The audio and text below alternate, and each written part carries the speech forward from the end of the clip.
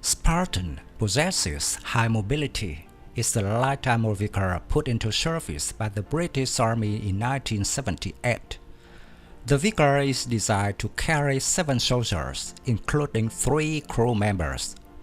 As a light track armor vehicle, the Spartan is low profile, developed in different variants for increased versatility.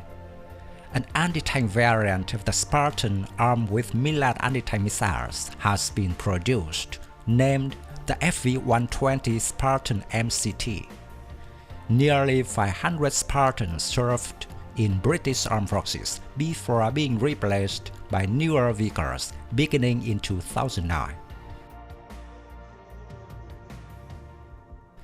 The FV120 has a 2-man turret and carries 13 MILAN anti-tank light infantry missiles with 2 enlarged positions.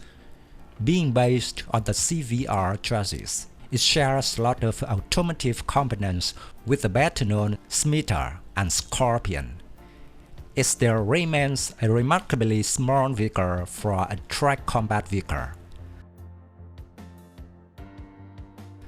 The MILAN is a Zyklus guided anti-tank missile with a 2.5 km range.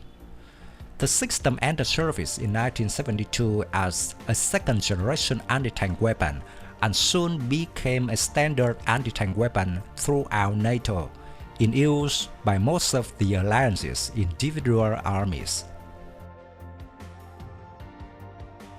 The Spartan MCT has aluminum armor which provides all-around protection against small arms fire and shell splinters.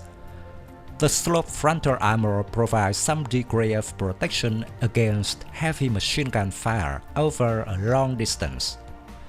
The MCT fires its MILAN missiles from under armor protection, whereas many vehicles with MILAN missile require the operator to be exposed.